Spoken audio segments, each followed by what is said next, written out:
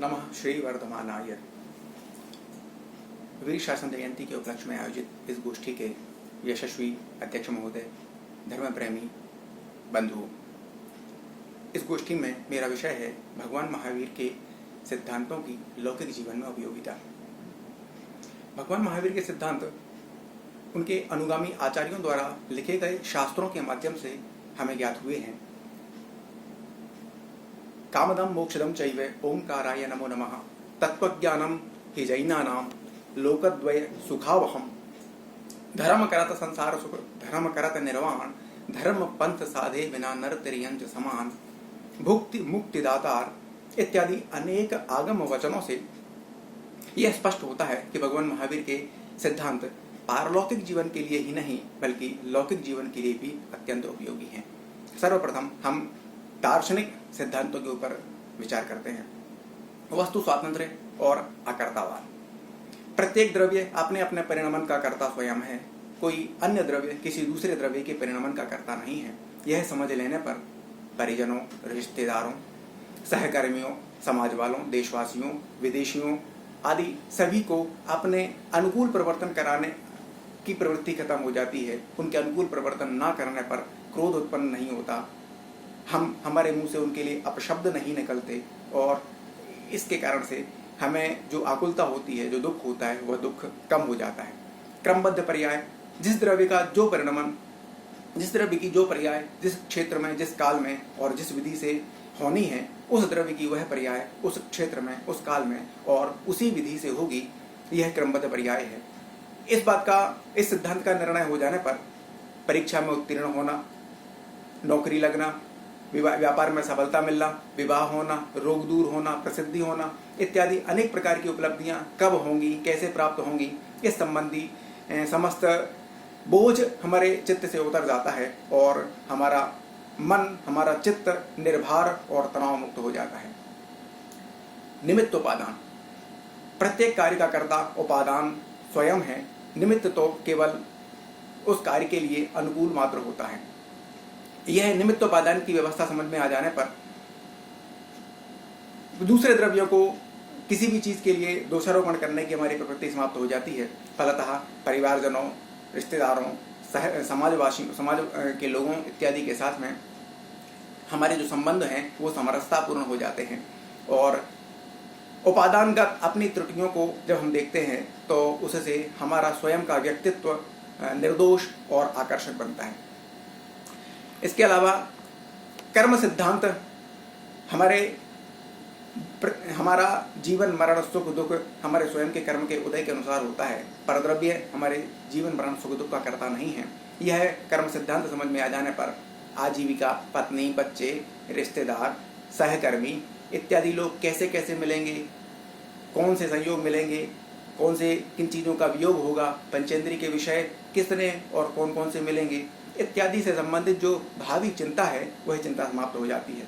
और वर्तमान में जो भी संयोग वियोग हमारे जीवन में हो रहे हैं उनके बारे में हमें अति हर्ष और अति शोक उत्पन्न नहीं होता, जिससे उतनी मात्रा में हमारे चित्त में समता भाव उत्पन्न होता है और समता भाव के फलस्वरूप शांति होती है, आकुलता कम होती है। चार भाव में सर्वप्रथम पूर्व पर्याय का वर्तमान पर्याय में अभाव प्रागभाव। यह समझ में आने पर पूर्व के जो अपराध हैं उनसे संबंधित ग्लानि का भाव खत्म हो जाता है। भावी पर्याय का वर्तमान पर्याय में अभाव प्रध्वंसा भाव। यह समझ में आने पर वर्तमान दुखों का अभाव निश्चित ही होगा ऐसा विश्वास हमारे हृदय में उत्पन्न होता है, जिससे आशावाद जागृत होता है, पॉजिटिविटी जागृत होती है। एक द्रव्य की वर्तमान पर्याय का दूसरे द्रव्य की वर्तमान पर्याय में अभाव अन्योन्या भाव है।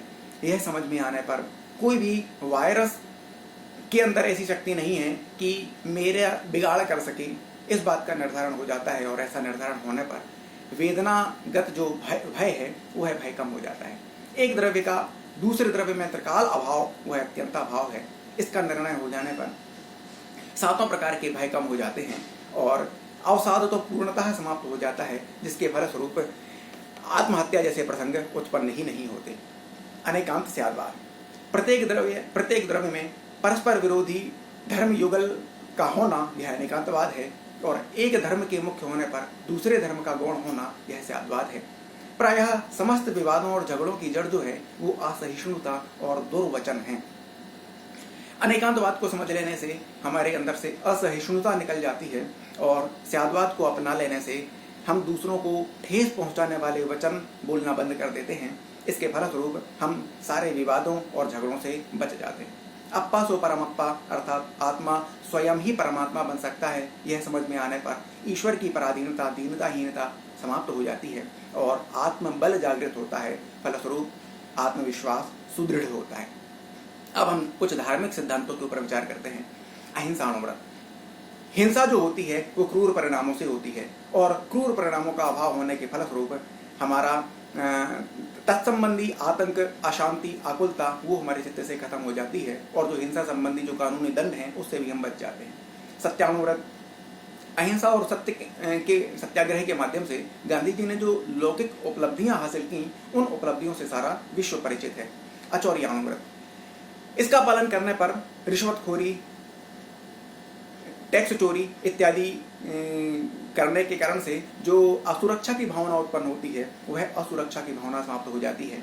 ब्रह्मचर्यानुव्रत अर्थात सदार संतोष व्रत का पालन करने पर प्रेम प्रसंगों के कारण से उत्पन्न जो भेद न खुल जाए ऐसा जो भय होता है वह भय खत्म हो जाता है और प्रेम प्रसंगों के निमित्त से जो हिंसाएं, हत्याएं होती हैं वो हत्याओं से अपन बच जाते हैं। भ्रूण हत्या, एड्स इत्यादि बीमारियों से भी बचाव संभव हो जाता है। परिग्रह का परिमाण कर लेने पर, परिग्रह परिमाण व्रत, इसका पालन करने पर आरंभी हिंसा, जमाखोरी, कालाबाजारी, संपत्ति विवाद, दहेज प्रथा आदि अनेक प्रकार के आकुलतापूर्ण, कष्टपूर्ण चीजों से और उनसे संबंधित कानूनी दंडों से भी हम बच जाते हैं। अनर्थ दंड त्याग व्रत अर्थात बिना प्रयोजन के मन वचन कायी की प्रवृत्ति अनर्थ दंड होती है, उसका त्याग अनर्थ दंड त्याग व्रत है। बिजली, पानी, एसी, कूलर इत्यादि का व्यर्थ में इनको अनावश्यक रूप से इनको चलाने की प्रवृत्ति हमारी बंद हो जाती है। उससे हम फालतू की हिंसा से और धन के अपव्यय से बच जाते हैं। देव मूर्ता, गुरु मूर्ता का त्याग करने से भूत प्रेत के चक्कर से बच जाते हैं।